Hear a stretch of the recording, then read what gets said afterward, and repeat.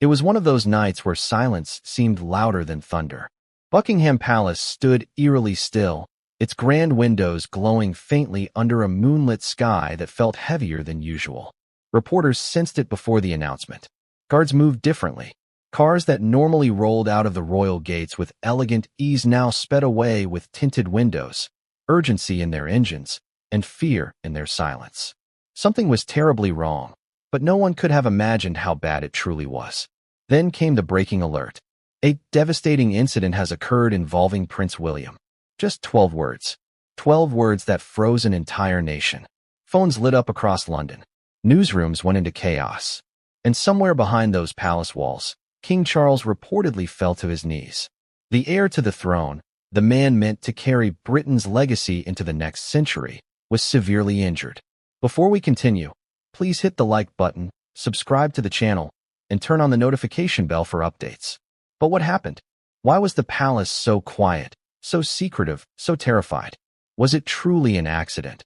Or was there something deeper, something no one wanted the world to see? The first official statement from Buckingham arrived like a whisper in a storm. His Royal Highness the Prince of Wales has suffered an injury and is receiving medical attention. No details, no photographs, no time, no location. For a family known for protocol and control, this message felt like panic wrapped in formality. Behind the scenes, insiders began to speak. It wasn't minor, one said. They're terrified of what the public might find out. Another whispered about a car crash on a remote road outside Windsor, where security cameras mysteriously stopped working minutes before impact.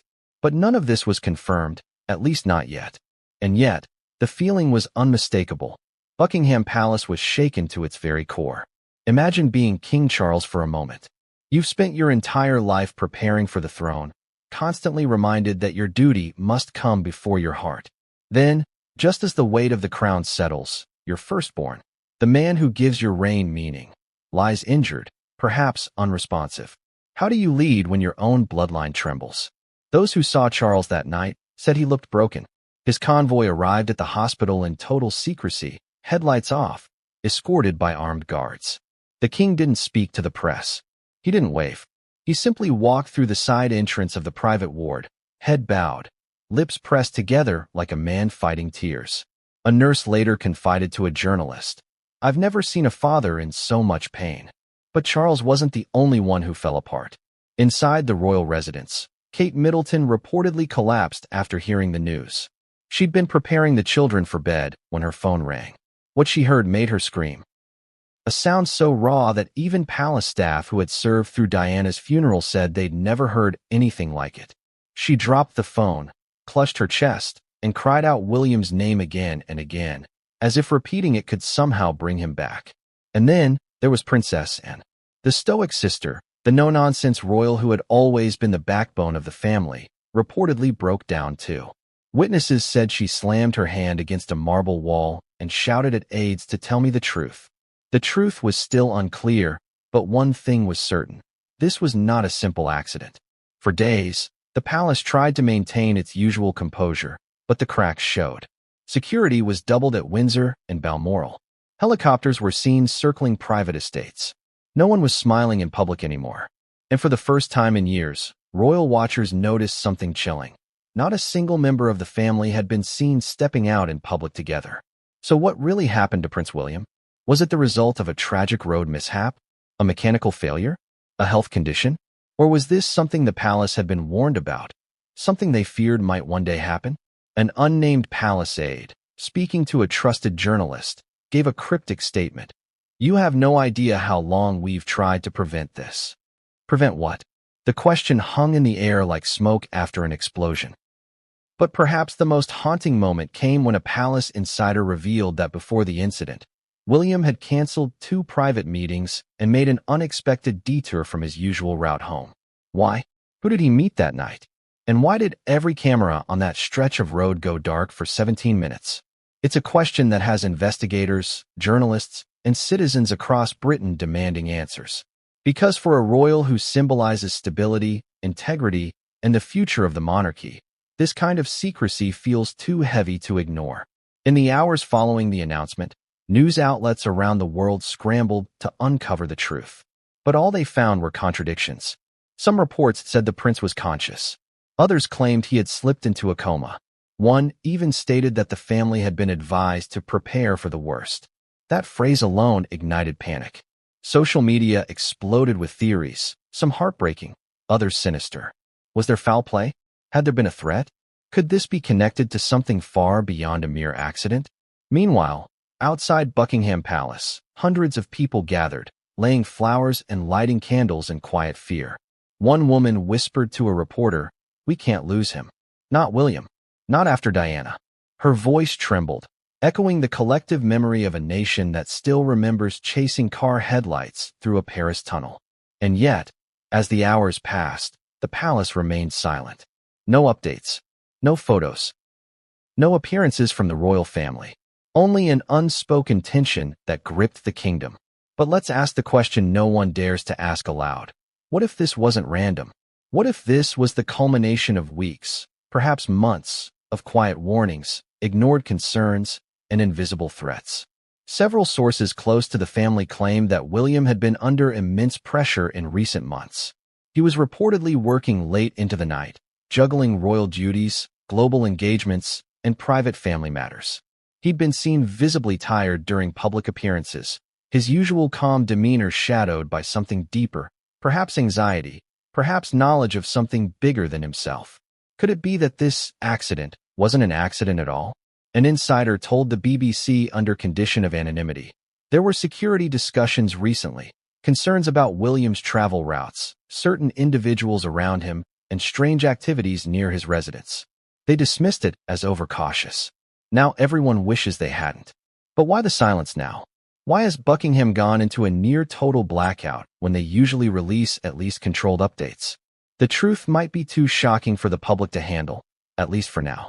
Because sources suggest that what happened to William might not just affect his health, it could shake the royal succession itself.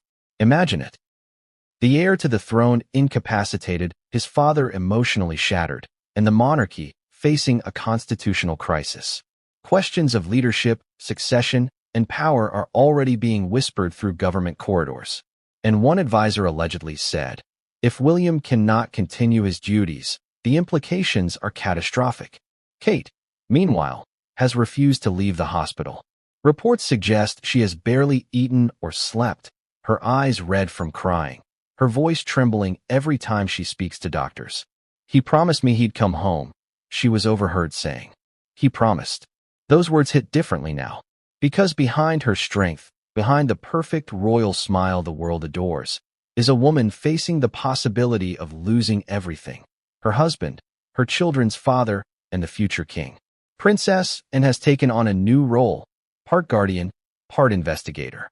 She's reportedly been coordinating with palace staff, demanding daily briefings, and even reviewing security footage herself. She's not just grieving, said one aide. She's determined to know the truth. But what truth is she chasing? As the public waits for updates, strange details continue to emerge. Witnesses near the scene claim they saw another car driving unusually close to William's. Others insist there was no collision at all, that the vehicle veered off the road as if forced. The Metropolitan Police have neither confirmed nor denied these accounts, fueling even more speculation. Every royal watcher knows that Buckingham rarely acts without purpose. When silence reigns, it's often because the truth is too explosive. So what is being contained this time? Behind closed doors, King Charles is reportedly in constant contact with senior advisors and medical staff. He's aged years in just a few days, one insider revealed. It's the same look he had when he walked behind Diana's coffin. Grief, guilt, and fear all mixed together. Fear, because if something were to happen to William, the monarchy itself might not survive the backlash. And yet, the palace keeps its doors sealed, its words careful, its images curated, as if protecting not just a man, but an institution. But for how long can that last before the truth breaks free? Across the Atlantic, world leaders have begun to express concern. Statements of support have poured in from Washington, Paris, and even the Vatican. The Prince of Wales represents hope for a new generation, one diplomat said.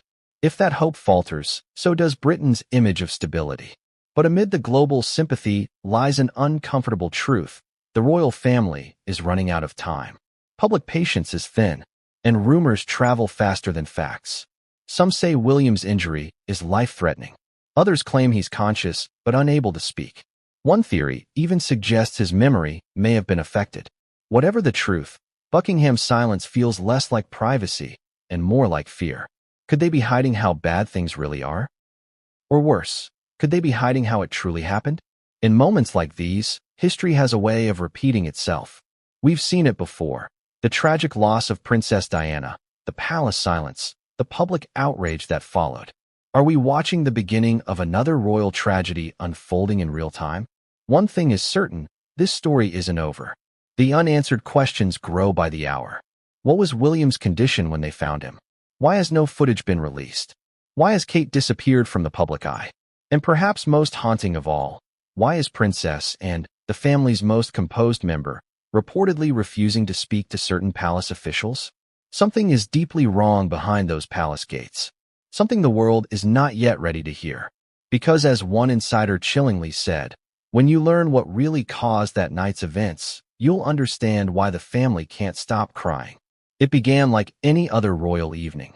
Calm, routine, perfectly rehearsed. The kind of night where every movement within the palace felt choreographed to centuries of protocol.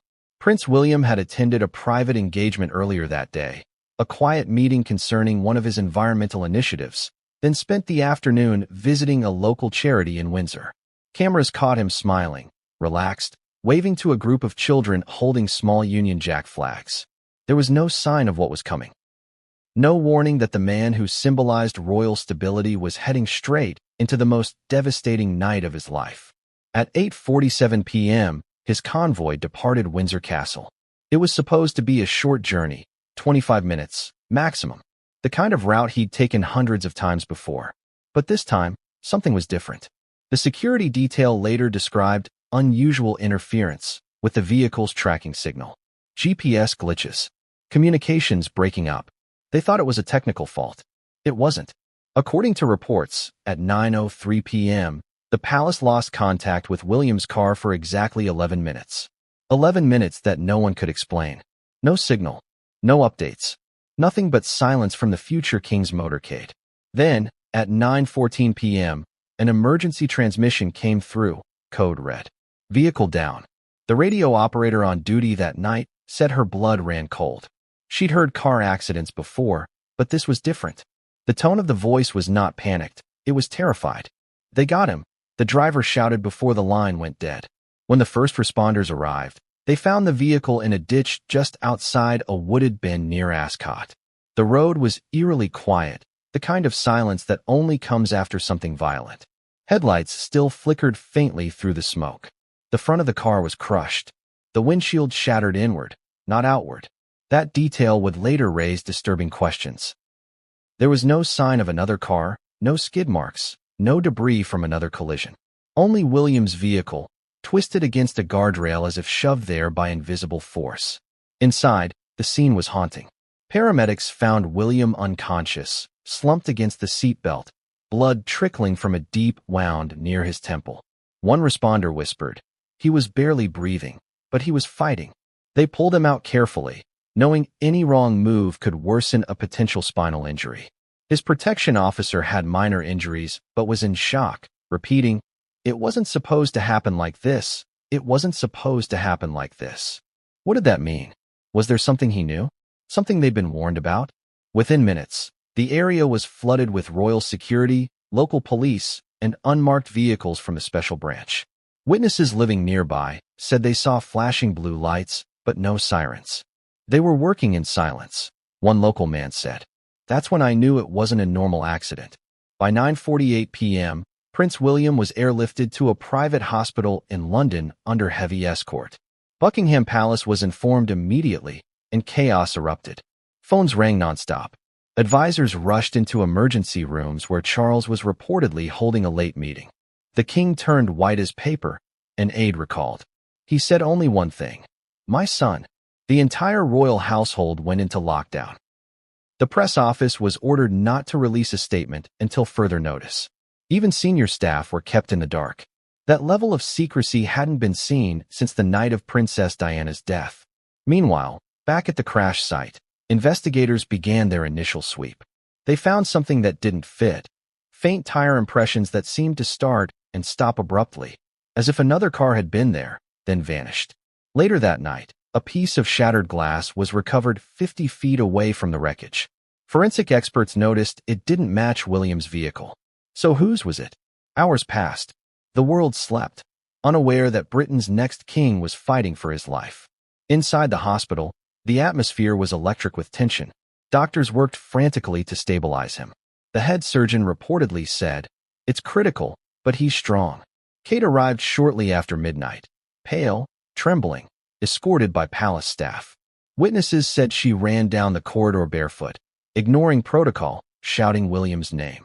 She wasn't allowed to see him right away. The medical team was still working, so she waited, praying, clutching the locket he'd given her after their wedding, the one engraved with the words, "Always us." Princess Anne arrived soon after. No tears, no words, just a steel expression and a quiet nod to the doctors before demanding a full report. And was the only one keeping control, said one insider. Everyone else was breaking. At 2:37 a.m., Buckingham Palace finally released a short, carefully worded statement. The Prince of Wales has been involved in an incident. He is receiving medical care. The family asks for privacy. But the word incident raised eyebrows. Why not say accident? That single choice of language ignited a storm. Was Buckingham hinting that this wasn't accidental? By morning, the story had exploded across global headlines. News anchors used phrases like critical condition and severe trauma. Crowds gathered outside the hospital gates with flowers and handwritten notes. Some prayed aloud. Others stood in silence. One royal historian commented, "It's eerily similar to August 1997. The reference was obvious. The night Princess Diana died. The same eerie quiet, the same confusion, the same refusal to answer key questions. Even as the nation held its breath, details began to leak. A local CCTV operator revealed that his system malfunctioned minutes before the crash. When technicians reviewed the footage, they found it corrupted, static, white flashes, and then total blackout. That same stretch of road had never experienced such failure before. Coincidence? Or something more? Authorities promised an investigation, but some reports suggested that higher powers had already intervened, seizing the footage and restricting access. They said it was for security reasons, said the CCTV operator. But I've never seen the police move that fast. Inside the hospital, William's condition fluctuated. At one point, his heart reportedly stopped for a few seconds before doctors revived him. That moment changed the tone entirely. They realized they might lose him, one nurse said. You could feel the fear in the air. Kate was finally allowed to see him just before dawn. She held his hand, whispered to him softly. "You have to come back to us," she said, her voice breaking. "George, Charlotte, and Louis need you." And then, something strange happened. As she spoke, one of the monitoring machines flickered. His pulse rate, which had been erratic, steadied briefly. Doctors called it coincidence. Kate didn't. She told aides later, "He heard me. I know he did."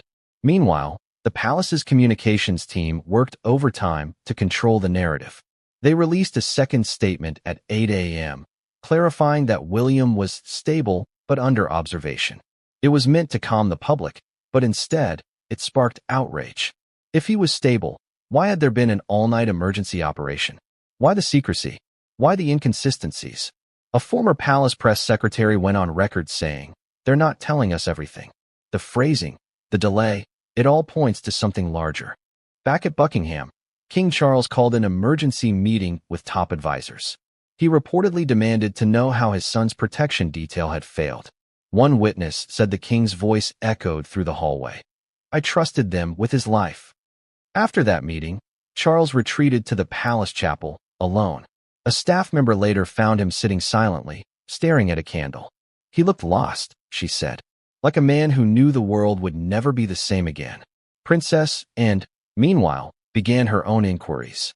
She spoke directly with the police commissioner and requested to review preliminary reports. Those who know her say she was relentless. "And doesn't panic," one aide remarked.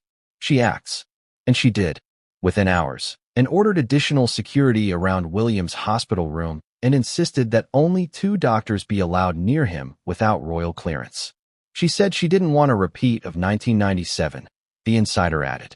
The implication was clear and suspected foul play. By midday, speculation was unstoppable. Social media burned with rumors. Some said William had been chased. Others claimed sabotage. One theory even suggested a targeted strike meant to send a message to the monarchy. Yet through it all, the palace maintained silence. No comment. Ongoing investigation. Respect the family's privacy. But silence can be deafening, especially when history has taught the public to distrust it. The parallels to Diana's final night were too strong to ignore. A hidden route, blacked-out cameras, conflicting witness statements, and now, another royal clinging to life. Inside that hospital, the doctors did everything possible. They operated for hours, fighting internal bleeding and head trauma. One surgeon reportedly whispered, he shouldn't have survived that impact. But William was known for his resilience. Former RAF colleagues once described him as calm under fire. Maybe that strength was keeping him alive now. But at what cost? As the first day turned into night, Buckingham Palace was no longer just a symbol of tradition. It was a fortress under siege. Aides moved like ghosts through the corridors. No laughter, no casual chatter, only the low murmur of crisis meetings and the rustle of papers. Kate refused to leave the hospital. She slept in a chair beside his bed, holding his hand. Princess and returned to the palace to brief Charles, her voice trembling for the first time in years. We need the truth, she said, before it's too late. But what truth was she referring to? Late that evening, an anonymous source leaked a new piece of information. Moments before the crash, a call had been made from William's personal phone. The recipient's name remains classified, but whatever was said, it happened seconds before contact was lost. Who did he call? What did he say? And how did that call end in tragedy? The palace has never confirmed the existence of that call, but insiders insist it's the key to everything. The missing puzzle piece that could explain the 11 minutes of silence, the blackout, and the fear rippling through the monarchy today. Because if that call wasn't random, then someone knew this was coming. The night everything changed wasn't just a car crash. It was the beginning of something much darker, a mystery rooted deep within royal walls.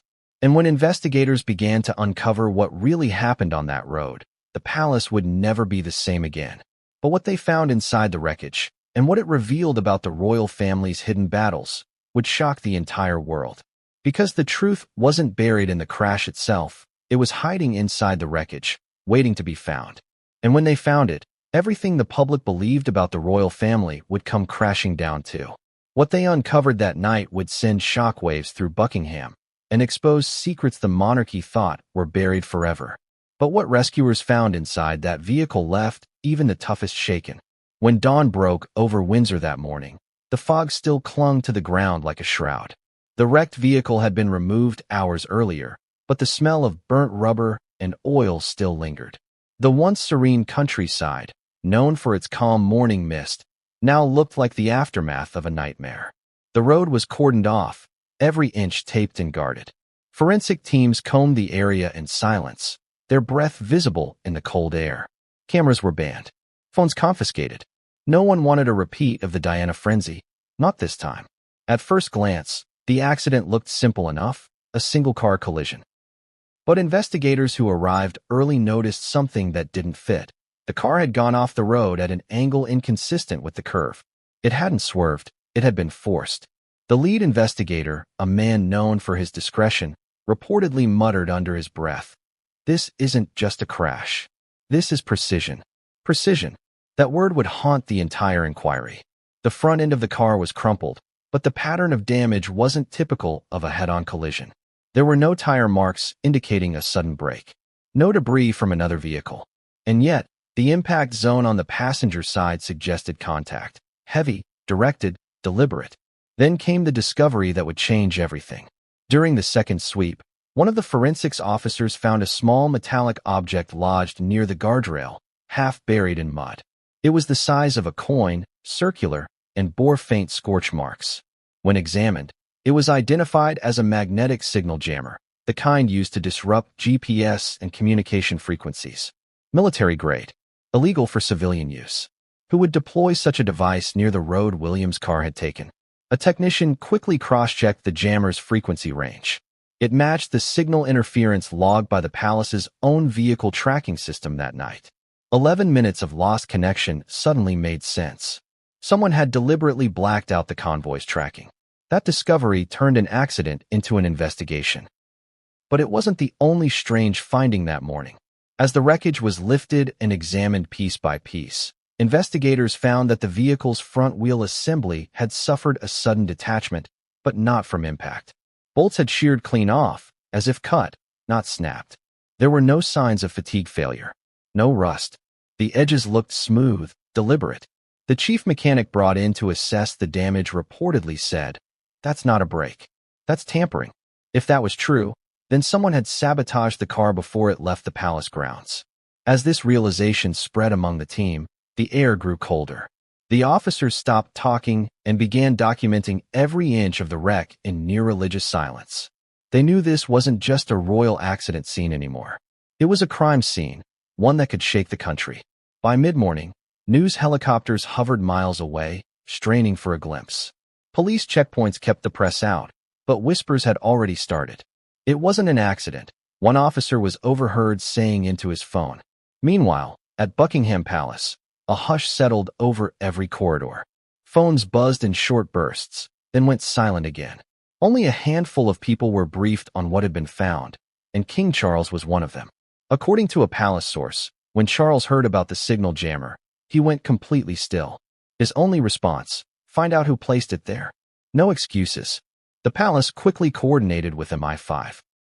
Within hours, intelligence officials were seen entering and leaving discreetly through the side gates.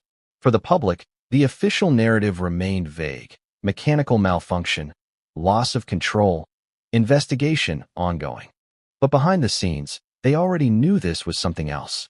Kate Middleton hadn't left the hospital since the night before. She refused interviews, refused to rest, refused even to eat. Nurses said she sat beside William, holding his hand, whispering to him as if her voice alone could pull him back. One nurse recalled her saying softly, "You told me you'd always come back from your flights. Don't break that promise now." But while Kate prayed, investigators were beginning to uncover a pattern too precise to ignore. At 11:23 a.m., a forensic pathologist reviewing William's injuries noted something unusual: tiny fragments of glass embedded in the wound on his temple. They didn't match the car's windshield. In fact, they appeared to be tinted, possibly from another vehicle. That discovery reignited the theory of a secondary car involved in the crash. And when nearby security footage from a gas station a mile away was reviewed, a blurry frame captured a dark SUV tailing Williams' car minutes before the crash. The license plate was unreadable, but analysts noticed a reflection, the glint of what appeared to be an official diplomatic badge. Was a foreign vehicle following him? And if so, why? This clue reached the palace before lunch, and within minutes, King Charles ordered a full intelligence sweep. He reportedly slammed his fist on the table and said, "No more cover-ups. Not again." Those words were telling, not again. It was as if the ghosts of 1997 had returned. Meanwhile, Princess Anne arrived at the crash site that afternoon, dressed in black slacks and a dark coat. She didn't speak to the press. She didn't cry. But her eyes, those who saw her said, looked hollow. She stood at the edge of the cordon for several minutes, staring at the damaged guardrail, before quietly instructing the chief inspector, "Whatever you find here, bring it straight to me." Anne's involvement sent a clear signal. This was no longer just a police matter. It was personal. As evening fell, a second wave of evidence review began. Forensic teams analyzed soil samples and found faint traces of a synthetic residue, consistent with high-performance tire compounds. Yet, no such tires matched Williams' car model. It meant another vehicle had been there. But perhaps the most chilling revelation came when investigators examined the wreck's onboard computer system.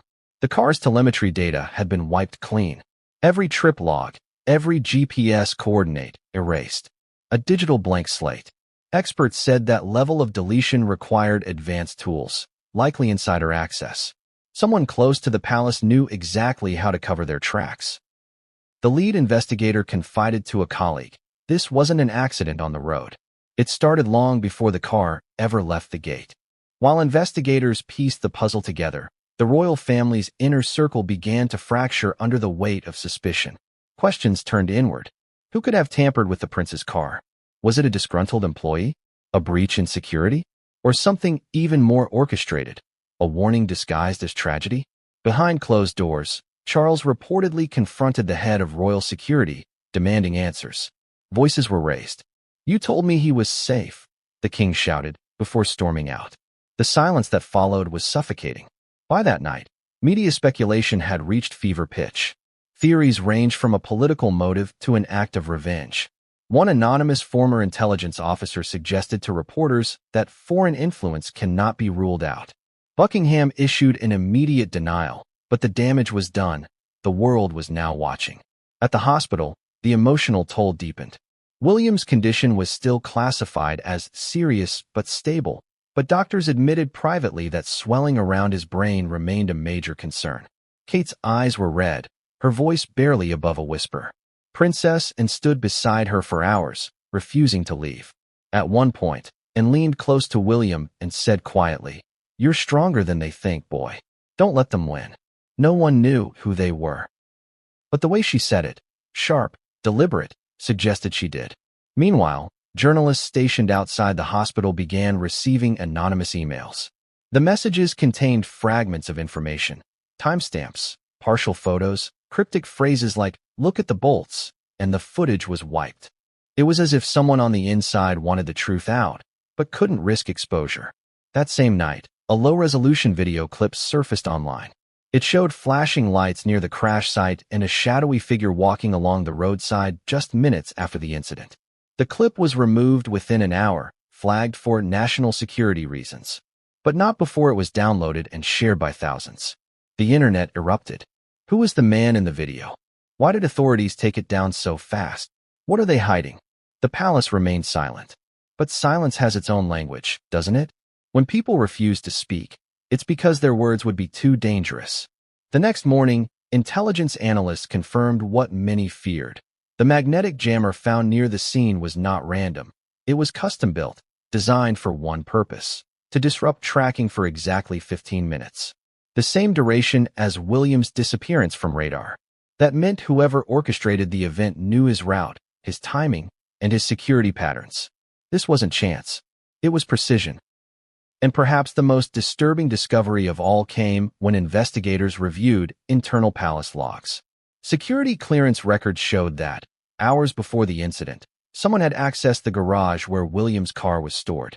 The entry was logged under a false name, one belonging to a former staff member who'd been dismissed months earlier. It was an inside job. When this revelation reached King Charles, he reportedly turned pale. "We have a traitor," he said. Inside the palace, the royal household went into complete lockdown. Staff were questioned, surveillance increased, and communication restricted. Even senior aides were forbidden from using personal phones. The entire system closed ranks, and for good reason. Because what had been uncovered wasn't just evidence of sabotage. It was evidence of betrayal. Someone had planned this. Someone with knowledge of the royal family's inner workings. Someone who knew exactly how to disable cameras, jam signals, and vanish without leaving fingerprints. Who could it be? The question burned through Buckingham like wildfire. And yet, while the palace tried to contain the storm, the public grew restless. Crowds outside the hospital chanted prayers. News anchors debated succession scenarios. Rumors began to swirl that King Charles might step aside if William didn't recover. The weight of uncertainty hung heavy over Britain.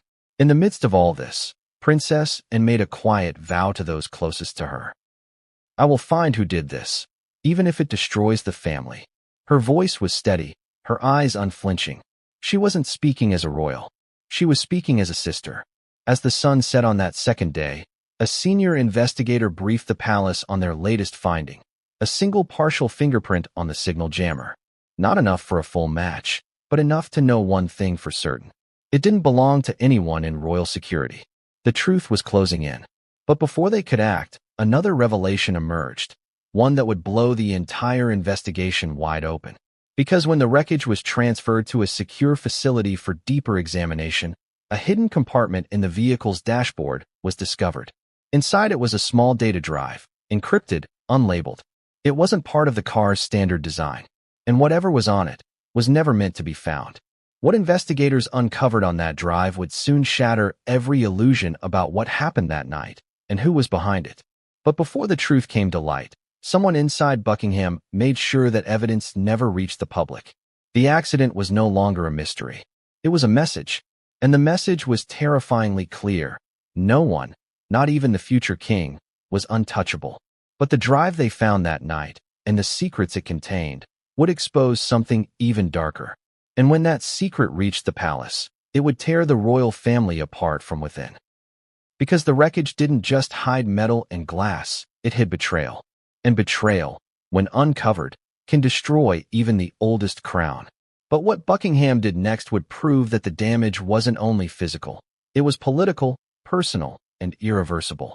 And that's when the palace's silence turned into something else entirely: fear. The kind of fear that only comes when the truth is too dangerous to speak. But the discovery inside the wreckage was just the beginning. What came next, the cover-up, the confrontation, and the unraveling of royal trust, would shake Buckingham to its core. And when the palace tried to bury the truth, Princess Anne would refuse to let it die. Because this wasn't just an investigation anymore. It was war. And in that war, the first casualty was trust itself. But the next revelation, the one from inside the palace walls, would be even more shocking. It was just past dawn when the iron gates of Buckingham Palace clanged shut with a force that seemed to shake the ground. The familiar rhythm of royal life, the clicking heels of aides, the polite hum of morning briefings, the laughter of staff crossing the courtyard, vanished in an instant. A suffocating stillness took its place. Guards were doubled. Windows were drawn. The palace, usually the heart of Britain's public face, had turned into a fortress overnight. Outside, cameras flashed and reporters shouted questions that went unanswered. Inside, phones were ringing off the hook, and not one of them carried good news. Every conversation was in whispers now. Every door was locked behind those who passed through. Buckingham wasn't just protecting its royal family anymore. It was protecting something much larger. Something no one wanted the world to see. The lockdown order had come directly from King Charles. It wasn't a suggestion, it was an absolute command. His voice had carried through the halls, sharp, final, echoing with the weight of fear. "No one leaves," he had said. "Not a word goes out until we understand what's happened." That phrase, "what's happened," felt almost laughable. They all knew something far beyond an accident had taken place. The wreckage findings had confirmed sabotage. The data drive found hidden inside the vehicle had been seized. And now, the question wasn't if there had been foul play. It was who within these walls had been part of it. Inside the Situation Room, a makeshift crisis center hastily set up in one of the lower chambers, the king sat surrounded by advisors, intelligence officers, and the Royal Protection Command. His eyes were red-rimmed but alert. He hadn't slept. He refused to. Every few minutes, he'd glance at the clock, then back to the phone that connected him to the hospital where his son still lay motionless. The head of security, Commander Russell, stood stiffly before him. "Your Majesty, we've secured the entire perimeter. All entries are under armed guard. Communications are being monitored for leaks." King Charles's voice was low, but cold enough to slice through the tension. "And the inside?" Russell hesitated. "We're working on it, sir. Staff access is being reviewed. There are hundreds of active personnel within the palace." "Then start narrowing it down," Charles snapped. "If there's a traitor in this house, I want their face before midnight." Princess Anne sat at the opposite end of the table, her arms folded tightly across her chest. She hadn't said a word since the meeting began, but her silence was louder than anyone's voice. When she finally spoke, it wasn't to comfort, it was to demand. "We can't afford another Diana," she said, her tone sharp, almost shaking. "We can't afford another cover-up, another headline saying we hid the truth. If someone inside sabotaged William's car, the world deserves to know." Charles turned toward her, exhaustion flickering across his expression. "And if the truth destroys us, and if it tears this family apart?" And met his eyes, unwavering. "Then it's better than living a lie." The room went silent. Not a single aide dared breathe. Outside, the palace press office was in chaos. Dozens of reporters were camped at the gates, demanding updates. Every major network had breaking banners flashing across screens. Prince William's condition uncertain, Buckingham under lockdown. But inside, communications had ground to a halt. Only two people were authorized to release information: the king himself and the palace secretary. Everyone else was silenced under royal directive. Meanwhile, down in the basement security room, a smaller, quieter war was being fought, the battle for information. A team of analysts sat before rows of monitors, scanning through hundreds of hours of footage from inside the palace grounds. Each frame, each timestamp, each flicker of movement was being reviewed for signs of intrusion. And then, around 7:42 a.m., one analyst froze. "Sir," she said softly, "you need to see this." On the screen, timestamp just 6 hours before the crash, was footage from the royal garage. A shadow moved between two vehicles. Quick, precise, practiced. The figure wore a palace uniform, but kept their head down. They stopped near William's car, bent over the front wheel well for no more than 20 seconds, then disappeared from view. The face wasn't visible. The ID badge couldn't be read. But the movement, the calm, deliberate ease of it, spoke of someone who knew exactly what they were doing. When the footage was shown to Commander Russell, his jaw clenched. "This is inside access," he said. "No one else could have gotten that close." "Have you identified them?" and demanded. Russell shook his head. "Not yet. Whoever it was knew how to avoid the cameras," and leaned in, eyes narrowing. "Then start with everyone who didn't check in after the crash. One of them's missing or hiding." And she was right. Within hours, it was discovered that one staff member from the mechanical division hadn't reported for duty since the night of the incident. His name was Edward Marsh, a mid-level technician with 6 years of royal service and spotless credentials. Or so everyone thought. When security went to his quarters, they found the room stripped bare. No clothes, no personal items, not even a toothbrush. He had vanished. The discovery sent shockwaves through the palace. Marsh's access card had been used the night of the incident to enter restricted areas, including the garage. His record showed no exit log. That meant one of two things. Either he'd escaped unnoticed, or someone else had used his identity to get in. King Charles listened to the report in disbelief. "You're telling me a man who worked for my family disappeared the same night my son nearly died, and no one noticed?" Russell swallowed. "Yes, Your Majesty." Charles turned away, pressing his hand against his forehead. "God help us." While security scrambled to find Marsh, a second crisis brewed. Someone had leaked to the press that Buckingham was in lockdown. Photos of armed guards at the gates began circulating online. Conspiracy channels lit up with speculation. Coup inside the palace. Royal betrayal. Assassination attempt on the air. The palace press office tried to contain it, but the damage was done. The public knew something terrible was unfolding, and the silence from Buckingham only made it worse. Inside, tensions were unraveling. Staff whispered in corners, their eyes darting toward cameras and locked doors. No one trusted anyone. Phones were checked, bags inspected, even longtime employees were interrogated. The palace, once the symbol of order, had become a house of fear. In one of the private drawing rooms, Kate Middleton sat with Queen Camilla, her face pale and drained. The Queen Consort had arrived earlier that morning, quietly, avoiding the press. "He's strong," she said gently, placing a hand on Kate's. "William's always been strong." But Kate's eyes were distant, hollow. "They're not telling us everything," she whispered. "I can feel it." Camilla didn't respond.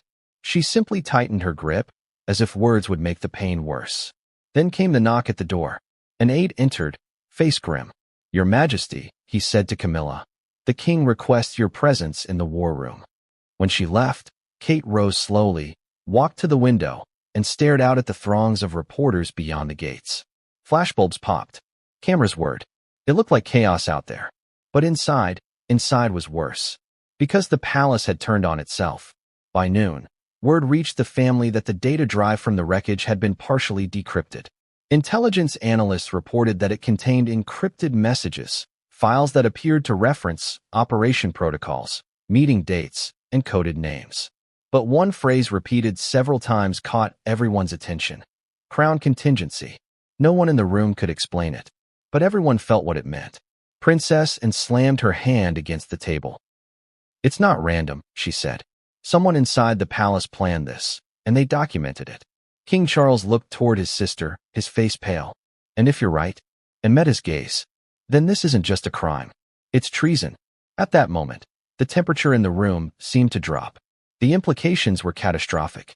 Treason within the royal family wasn't just scandal, it was historical collapse.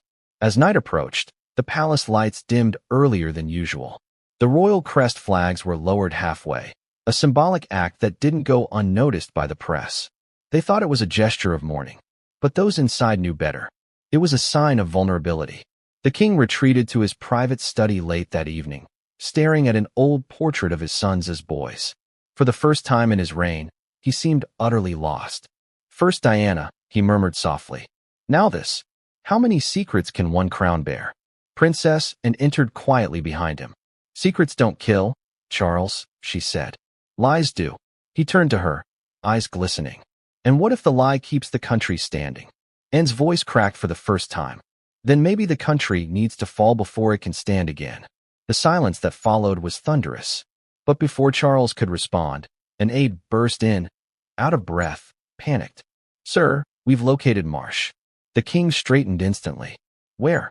Just outside Dover, your majesty. But, the aide hesitated. But what? And snapped. They found him dead. The room froze. Cause, the king demanded. Unclear, sir. No signs of struggle. But a note was found beside him. Anne's voice was tight. What did it say? The aide swallowed hard. It read, I couldn't protect him. The words hit like a hammer. Charles sat back slowly, his face ghostly pale. God forgive us, he whispered. This isn't over. It's just beginning. Because if Marsh hadn't been the enemy, then he'd been the warning. And if he'd been silenced, then someone still inside Buckingham Palace was pulling the strings. The lockdown hadn't been to keep the public out. It had been to keep the traitor in. But who could it be? A royal aide? A guard? A family member? The walls of Buckingham seemed to close in that night, every shadow heavier than the last. Because for the first time in centuries, the danger wasn't coming from outside the palace gates. It was living inside them. And as the king stared into the darkened hallway beyond his office, he whispered to no one in particular, find them before they find us. But what came next? The confrontation, the exposure, and the revelation hidden deep in the palace archives would change everything the royal family thought they knew about loyalty. Because the palace lockdown was just the first step in a cover-up that would soon spiral out of control. And when the truth finally broke through those locked doors, it wouldn't just destroy trust, it would destroy lives. But that moment was still to come. Because even in lockdown, betrayal finds a way to breathe. And when it did, King Charles would realize that the enemy wasn't outside the gates. For years, King Charles had been the embodiment of composure, a man who had waited longer than any heir in British history to wear the crown, mastering the art of endurance. But in the early hours of that morning, after news of Edward Marsh's death arrived, the mask cracked. The image of steady monarchy, of quiet resilience, gave way to something raw, human, and utterly broken. The palace was still locked down, the air thick with paranoia and exhaustion. But behind the closed doors of the king's private quarters, the sound of shattering glass echoed through the marble corridors. A guard, stationed outside, said later that he'd never heard anything like it. A single glass thrown against a wall, followed by silence so deep it made his heart pound. Charles was alone in his study, the faint light of dawn filtering through the curtains. Papers were scattered across the floor, intelligence reports, medical updates, fragments of decrypted data. Every line seemed to scream the same thing. Failure. Failure to protect his son. Failure to secure his house. Failure to keep the ghosts of the past buried. He sank into the chair behind his desk, his hands trembling as he rubbed his temples. For the first time since his coronation, he wasn't thinking about duty or country. He was thinking about loss. Diana's face haunted him again. The last time he saw her alive, the last phone call, the unanswered questions. And now William, his boy, the one who had forgiven him, the one who had carried himself with grace even when the world judged his father. What have I done? He whispered. Why does it always come back to him? He reached for the phone that connected directly to the hospital and waited as the line clicked. This is the king, he said, voice unsteady. I want the latest update. Now. A quiet voice on the other end hesitated. Your Majesty, his condition remains unchanged. He's stable, but still unconscious. We've reduced the sedation, but there's been no response. Charles closed his eyes. Thank you. He hung up, then let the phone fall from his hand. It clattered to the floor, the sound echoing in the vast emptiness of the room. Princess and entered moments later, her footsteps sharp against the polished floor. She didn't knock. You've been up all night, she said. You look dreadful. Charles gave a hollow laugh. I've looked dreadful since 1973. And didn't smile. She sat opposite him, studying his face.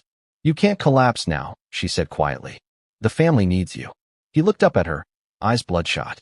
And what if I can't? What if I don't want to be the king for another bloody minute? Her expression didn't change. Then you abdicate and let the country fall apart. Is that what you want? Charles pressed his palms against his face, muttering, No. God, no. I just wanted peace, and that's all I ever wanted. Then fight for it, she said. But he didn't move. His voice lowered to a whisper.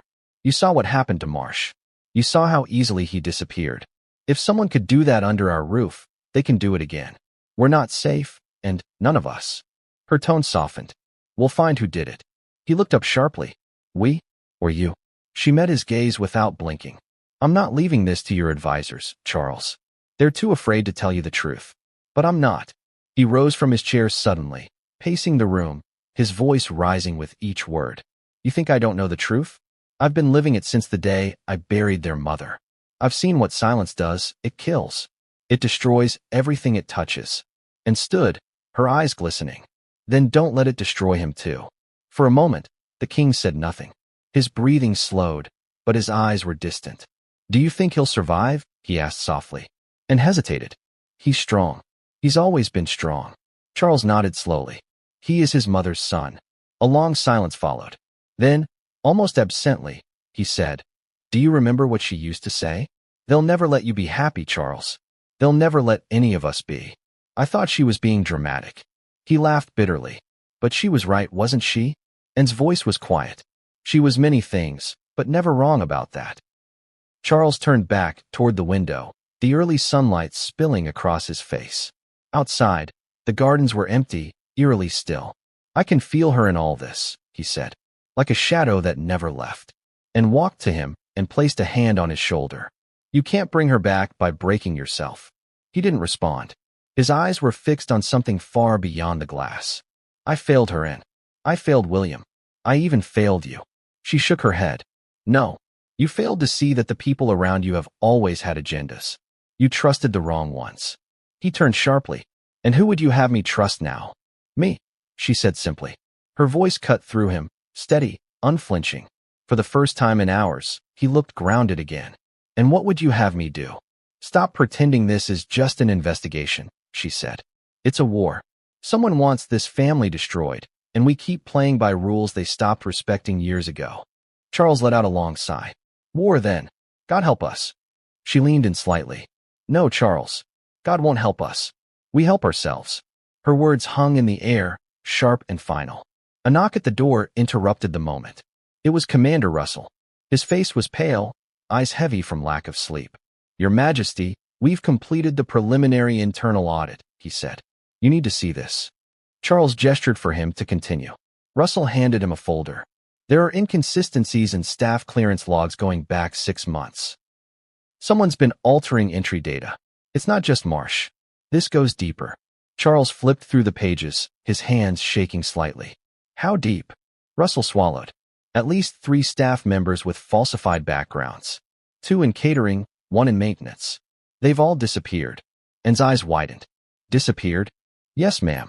Their last recorded movements were inside the palace the night before the incident. No exits.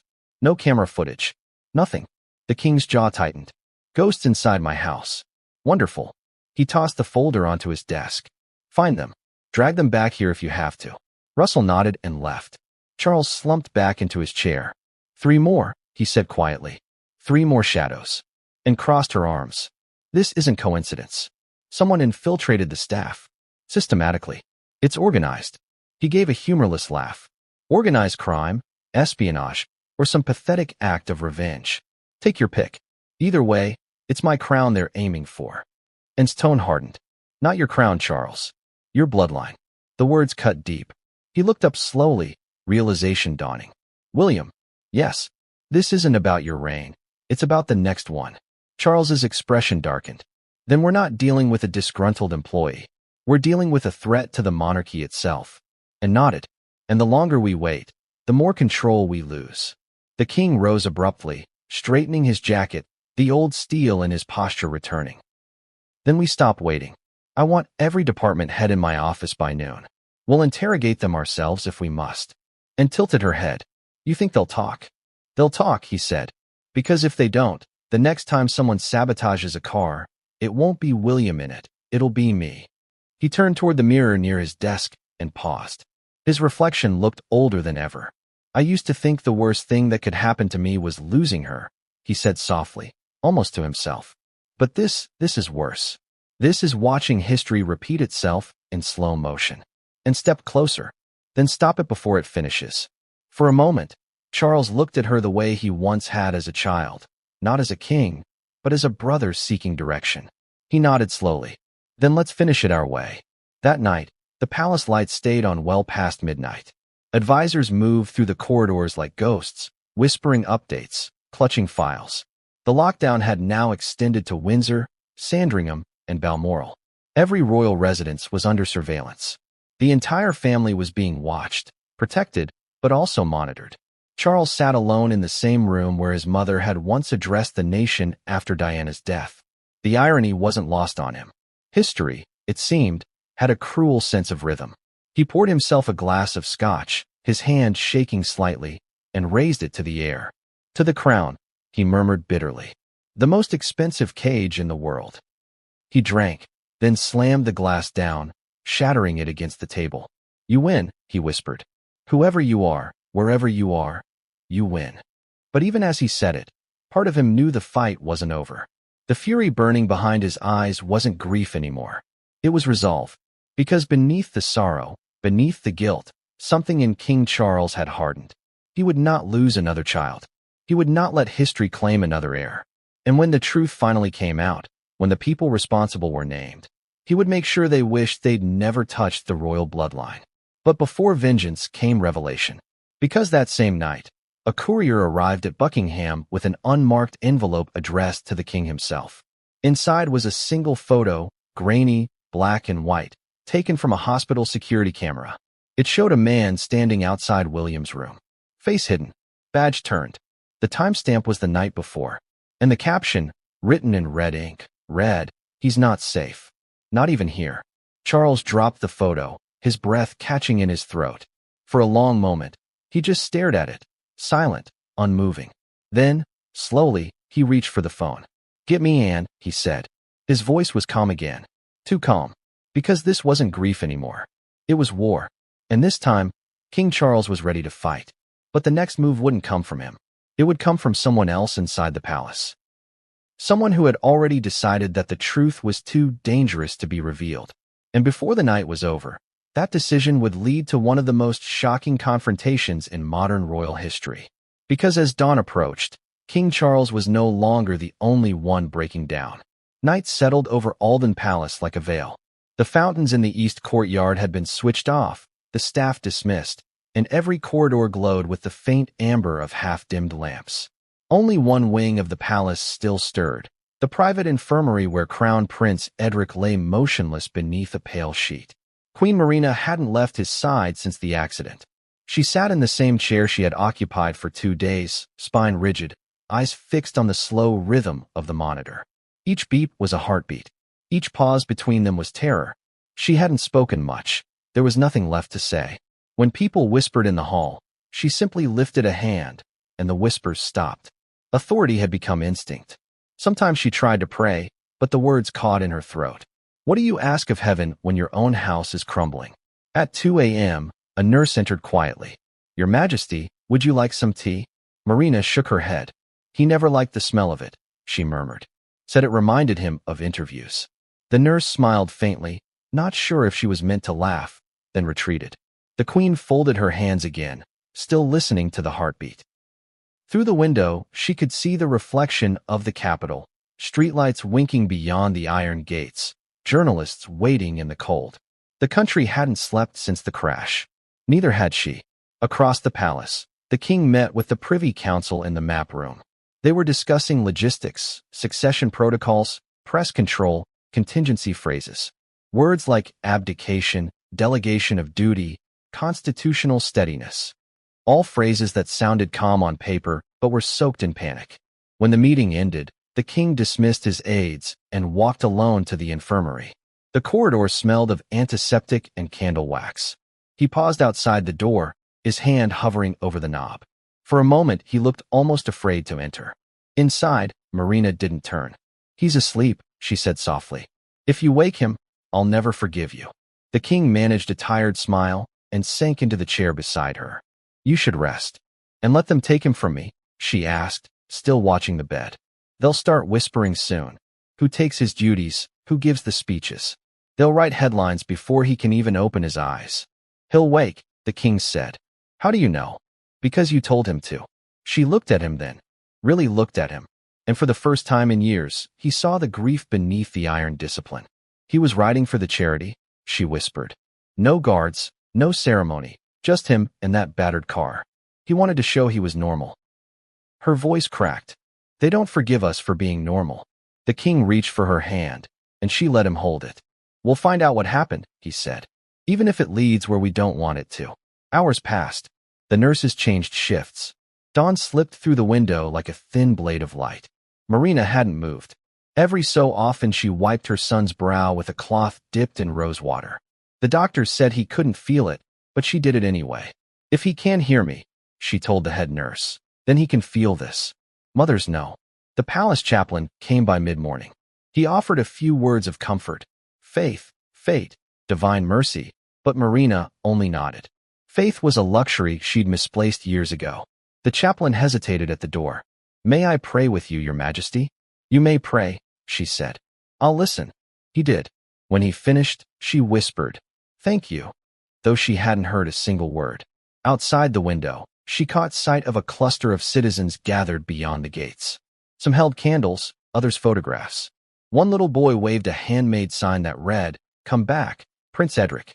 For the first time, her composure cracked. A tear slid down her cheek before she could stop it. She turned away quickly, pretending to adjust the blankets. The king noticed, but said nothing. By afternoon, the palace physician approached them with new results. "There's improvement," he said carefully. "Not much, but measurable. Reflexes returning. He may open his eyes soon." Marina exhaled shakily. "May? Such a fragile word. Still stronger than yesterday." The doctor replied, and left them with that. The king stood, stretching his back. "I'll inform the council. It will steady them." She nodded absently. When he was gone, the silence closed in again. The monitor beeped. The roses on the nightstand had begun to wilt. She leaned forward, brushing her son's hand. "Do you hear them outside, Edric? They're waiting for you. The people who used to roll their eyes when you forgot your speeches, they're singing for you now." She smiled faintly. "Funny how love shows up late, isn't it?" The machine clicked. A pause. Another beep. Her heart lurched. "Edric?" she whispered. His fingers twitched. Just once, small but certain. She gasped and pressed the call button. He moved. Doctors rushed in, flooding the room with noise and white coats. Marina stepped back, hands clasped, eyes wide. The head nurse checked the monitors, nodded, and smiled. "He's responding." The queen covered her mouth. Laughter and sobs tangled in her throat. "He's coming back," she whispered. "He's coming back to me." For the first time in days, the palace bells rang, not in mourning, but in hope. Outside, the crowd cheered without knowing why. Rumor spreads faster than light when hearts are desperate. That evening, when the doctors left and the palace grew quiet again, the king returned. "They say he moved?" "He did," Marina said, her voice a mixture of exhaustion and wonder. "It could have been a reflex, but I choose to believe otherwise." He nodded. "Believe it then." For a while they sat together in silence. Then the king said softly, "Do you ever think about the cost of all this?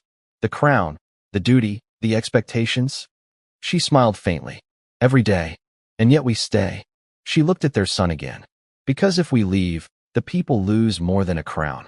They lose the idea that something endures." He considered that. And if the idea breaks us?